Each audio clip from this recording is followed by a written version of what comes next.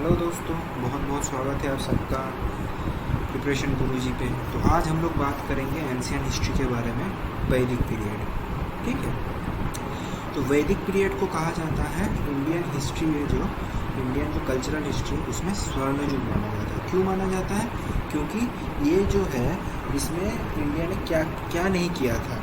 मतलब वेद लिखा गया था, उपनिषद लिखा गया था, रामायण महाभारत सब लिखा गया है। तो इसको गोल्डन एज माना जाता है कल्चरल हिस्ट्री में इंडिया। अब जो वैदिक पीरियड है, इसको हम क्या करेंगे, इसको हम जो टाइम पीरियड है, ये बहुत डिबेटेबल है, लेकिन मोस्ट एक्सेप्टेड टाइम पीरियड जो है वो है 1500 से लेके 600 BC तक।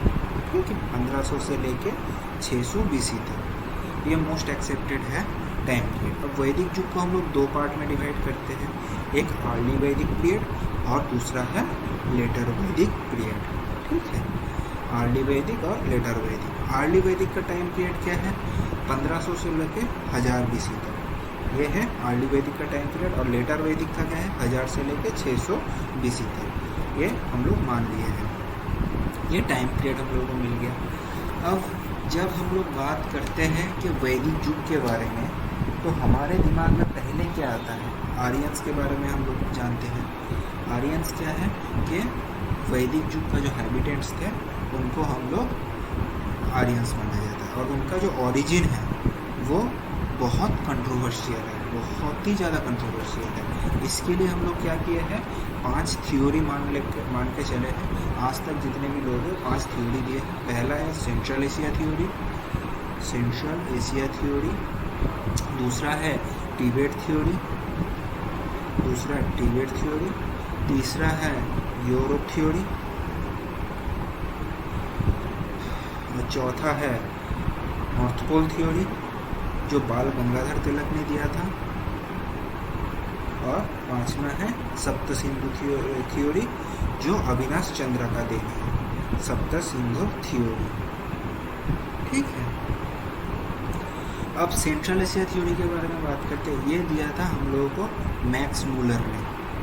किसने दिया था central Asia theory? Max Muller ने। और ये सबसे एक्सेप्टेड, इन पांचों थ्योरी में सबसे एक्सेप्टेड थ्योरी है सेंट्रल एशिया थ्योरी। ओके।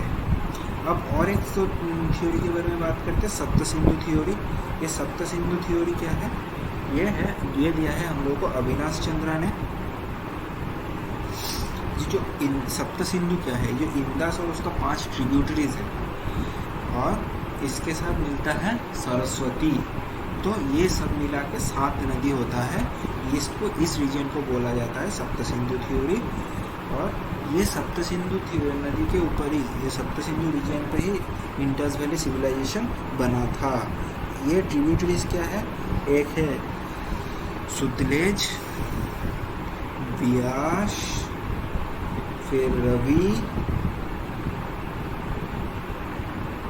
ये 3 हो गया। उसके बाद है झीलम, और उसके बाद है चेनाब। ठीक है, ये 5 नदी इसका ट्रिब्यूटरीज हो गए। ये 5 नदी मिलके आज का डेट में इंडियन स्टेट पंजाब बना है। ठीक है, 5 नदी मिलकर आज का डेट में इंडियन स्टेट पंजाब बना है। तो 5 नदी का देश इसको कहा जाता है। अब जो हम लोग बात कर रहे थे सेंट्रल एशिया थ्योरी के बारे में, जो मैक्स मूलर ने दिया है।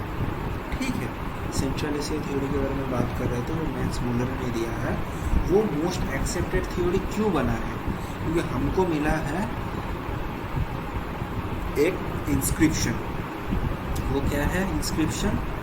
वो है बोघाजकाई इंस्क्रिप्शन, बोघाजकाई इंस्क्रिप्शन।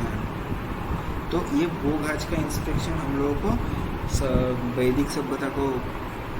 वैदिक सभ्यता से मिला है। इसमें 4 गॉडोस के बारे में बात किया गया है, 4 देवता के बारे में। कौन कौन है? इंद्र है, वरुणा है, मित्र है, और नसत्यज है। वरुणा, मित्र और नसत्यज, ये जो 4 गॉडेस थे, ये 4 गॉडेस तो सेंट्रल एशिया का गॉड है। तो इसीलिए ये सबसे एक्सेप्टेड थ्योरी है। ये भी कहा गया है, ये जो आर्यन से ये सेंट्रल एशिया से लेके पहले सप्तसिंधु रीजन पर आए हैं, वहाँ से ये लोग सेंचुरीज तक रहे हैं। उसके बाद ये लोग गंगा और यमुना के इसमें शिफ्ट कर गए, माइग्रेट कर गए हैं। ये मैक्स मुलर का दिया हुआ है और सबसे एक्सेप्टेड थ्योरी है। हो गया। अब आगे हम लोग बात करते हैं, चलिए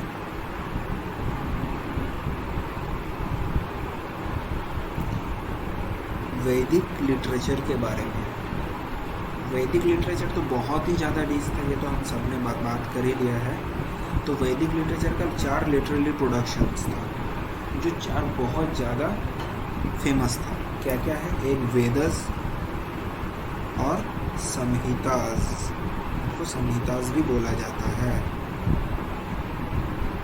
उसके बाद आता है द ब्राह्मणस। उसके बाद आता है द अरण्यकस। अरण्यकस का अरण्यक का मतलब है जंगल, फॉरेस्ट, ये तो हम सभी जानते हैं, फॉरेस्ट। और उसके बाद आता है द उपनिषद्स। तो इन चारों प्रोडक्शन में तो सबसे फेमस तो है वेदास और संहितास, ये सबसे ज़्यादा फेमस हो गया। ठीक है, अब आगे क्या बात करते हैं? आगे बात करते हैं वेदास और संहितास के बारे में। वेदास और संहितास को श्रुति भी बोला जाता था। क्या क्या नाम से जाना जाता था? श्रुति जाना जाता था, एक अपौरुषेय जाना जाता था, अपौरुषेय जाना जाता था, तीसरा जाना जाता था नित्य नाम से भी जाना जाता था। श्रुति क्यों जाना जाता था? कि ये माना जाता है कि जो वेदस है वो जनरेशन से लेके जनरेशन तक बस कानों में सुन सुन के आगे बढ़ा है, इसीलिए इसको श्रुति बोला जाता था। अपौरुषीय क्यों बोला जाता था? अपौरुषीय क्योंकि ये माना जाता है कि वेदस जो है वो क्रिएटेड बाय गॉड है, वो इंसान का सृष्टि नहीं है, इसीलिए इसको अपौरुषीय बोला जाता था। और नित्य का नाम क्या है? नित्य क्यों बोला जाता है? नित्य इसीलिए बोला जाता है, नित्य का मतलब है एग्जिस्टिंग इन ऑल इटर्निटी, मतलब सभी जगह पर विद्यमान। तो वेदस सभी जगह पर विद्यमान है, इसीलिए इसको नित्यस के नाम से भी जाना जाता था। अब वेदस के बारे में बात करते हैं तो 4 वेदों के बारे में भी तो हम जान ही रहे हैं कि वेद 4 वेदस हम लोगों को मिला है। क्या क्या है वो डिस्कस करते हैं।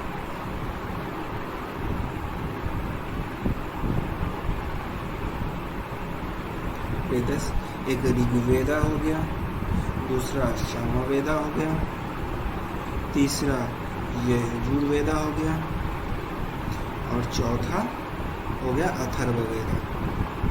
अथर्ववेदा इसमें से ये पहला 3 जो है यानी कि ऋग्वेदा, सामवेदा, यजुर्वेदा, इन तीनों को वेदात्रयी भी बोला जाता है। क्या बोला जाता है? वेदात्रयी बोला जाता है, यानी कि द ट्रायो ऑफ वेदस। क्योंकि जो अथर्ववेदा है ये बहुत बाद में वेदों में ऐड किया गया है, तो इसीलिए पहला 3 वेदों को हम लोग वेदात्रयी बोलते हैं। अब बात करते हैं ऋग्वेदा के बारे में। ऋग्वेदा को बोलते हैं the first testament of Mankind. क्यों बोलते हैं the first testament of Mankind? क्योंकि जो इंडस वैली सिविलाइजेशन था, ये इंडस वैली सिविलाइजेशन का जो स्क्रिप्ट था वो आज तक नहीं पढ़ पाया गया है। तो पहला जो ह्यूमन मेड स्क्रिप्ट पढ़ पाया गया है वो है ऋग्वेदा। ठीक है, आईबीसी का स्क्रिप्ट अभी तक नहीं पढ़ पाया गया, वो फास्ट स्क्रिप्ट पढ़ पाया गया है, वो ऋग्वेदा है, इसीलिए इसको फर्स्ट टेस्टामेंट ऑफ मैनकाइंड बोला जाता है। जब आईबीसी का पढ़ा जाएगा तो ये ऋग्वेदा और फर्स्ट टेस्टामेंट नहीं रहेगा, लेकिन आज दिनांक तक वही है। दूसरा बात क्या जानते हैं? ऋग्वेदा में 1028 ह्यूम्स, यानी कि इसको हम लोग वजन भी बोलते हैं, ह्यूम्स को था। उसके बाद 10,580 वर्सेस था। ये वर्सेस का मतलब छंद होता है, वर्सेस का मतलब क्या होता है? छंद। और 10 मंडलास थे। मंडलास मतलब अध्याय, खंड। ठीक है, तो ऋग्वेदा में 1028 ह्यूम्स, 10,580 वर्सेस और 10 मंडलास थे। अब इसमें से जो 10वां मंडला था वो उसमें सबको बहुत ही एक अहम चीज़ मिलता है। ऋग्वेदा में वो हमको मिलता है 10वां मंडला में पुरुषा सूक्ता। वो बहुत ही फेमस है पुरुषा सूक्ता। क्यों फेमस है? फेमस बोलो, डिबेटेबल बोलो, कुछ भी बोल लो, कि उसमें पुरुषा सूक्ता मिला है। उसमें क्या है?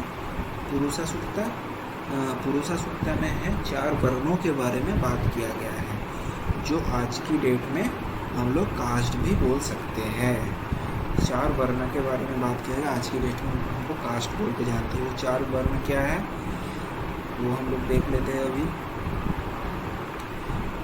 ब्राह्मण, वैश्य, क्षत्रिय, वैश्य, शूद्र। ठीक है, ब्राह्मण, क्षत्रिय, वैश्य, शूद्र। और तब की डेट में जो था, ये जो वर्ण था, ये प्रोफेशन के हिसाब से बांटा जाता था। ये प्रोफेशन के हिसाब से बांटा जाता था। यानी कि अगर कोई मतलब पूजा पाठ करता है या फिर टीचर है तो वो ब्राह्मण हो सकता है। ब्राह्मण है मतलब एक ही फैमिली में 4 वर्ण के लोग भी हमको दिखते थे। कैसे? अगर कोई टीचर है तो वो ब्राह्मण हो गया फैमिली में। दूसरा बंदा फैमिली का वो सैनिक में योगदान कर लिया तो वो क्षत्रिय हो गया। तीसरा बंदा वो बिजनेस करता है तो वो वैश्य हो गया। और जो एक का आदमी जो छोटा काम करता है यानी जूता पॉलिश वगैरह तो वो हो गया शूद्र। ठीक है, लेकिन प्रोफेशन के हिसाब से ये डिवाइड होता था। तो चलो दोस्तों, आज के लिए अभी तक का ये इतना ही है फर्स्ट पार्ट में। अब सेकंड पार्ट में हम लोग आगे का डिस्कस करेंगे। और अगर वीडियो अच्छा लगा होगा तो लाइक, शेयर, सब्सक्राइब दोस्तों ज़रूर कीजिएगा, तो आगे मैं वीडियो भी बनाते पाऊँगा। Thank you.